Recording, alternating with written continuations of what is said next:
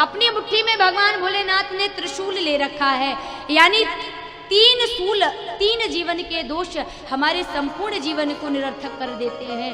वह भगवान शिव के अलावा जीतने वाला कोई और नहीं है। पहला काम है, दूसरा क्रोध है, तीसरा लोभ है। गोस्वामी तुलसीदास जी महाराज कह रहे हैं, जिनके हृदय में काम क्रोध लोभ द्वेष दम्भ नहीं है, उनके हृदय भगवान के रहने के लिए शुभ मंदिर हैं।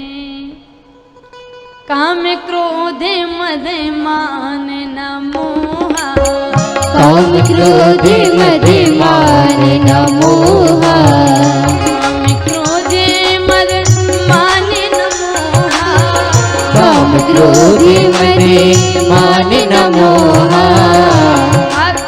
लोभ न क्षोभ न राग न द्रोहा, लोभ न क्षोभ न राग न द्रोहा,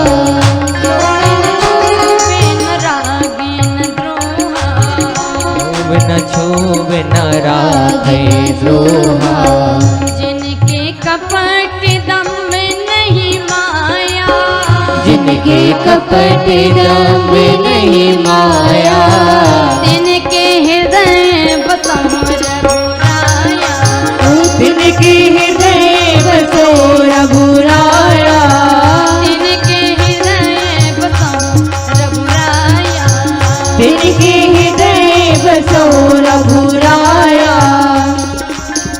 काम क्रोध और लोभ, ये 3 दोषों को जिसने जीत लिया जीवन में, वो भगवान शिव को पा जाता है। भगवान धर्म सम्राट श्री करपात्री जी महाराज के पास बहुत बड़े महापुरुष थे। कुछ भक्त पहुंचे, उन्होंने पूछा कि महाराज जी आप संत हैं, आपकी गति सर्वत्र है, आप 24 घंटे भजन करते हैं, हम संसार में लिप्त प्राणी हैं, हमारे अंदर काम क्रोध लोभ द्वेष होना साधारण बात है, लेकिन आपके अंदर काम क्रोध लोभ नहीं होगा, आप सब इन चीजों से विकारों से परे होंगे। तो श्री पूज्य करपात्र जी महाराज ने कहा ऐसा नहीं है, भगवान की सृष्टि में 14 विकारों में से ऐसा कोई नहीं बच पाया है जिसको भगवान ने यह विकार ना दिए हों। आपके अंदर जो काम क्रोध लोभ द्वेष है, हमारे अंदर भी है। फर्क बस इतना है कि भजन के प्रताप से दबे रहते हैं, लेकिन जिस समय मौका पाते हैं ये परास्त होने की बजाय ये प्रबल हो जाते हैं। अब देखो भाई, क्रोध पर मैं चर्चा नहीं करूंगी क्योंकि आप लोगों को क्रोध तो आता नहीं है। मैं तो मुस्कुराते हुए ही देख रही हूं जब से आई हूं। अब क्यों हंस रहे हो भाई? आता है क्या? नहीं आता है सच में। मैं सोच रही थी आज कथा नहीं होगी तो साहब हमारे ऊपर टूट पकड़ेंगे।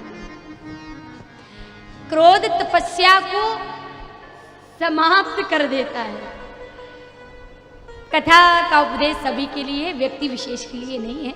जितनी कथा आप लोगों के लिए उपदेशात्मक है, हमारे लिए भी बराबर है। उपदेश दूसरे के लिए नहीं होता है, ये सब अपने लिए होता है। पुरुषों को क्रोध आता है यदि, तो ये माताएं भी कम नहीं हैं। इनका काम ना होने पर इनकी नाक फूल जाती है। अभी पार्लर जाना है, इतने लेट कैसे हो गए तुम? अब देखते हो कोई काम नहीं करूंगी कल, मुझे सबसे पहले पार्लर छोड़ के आना।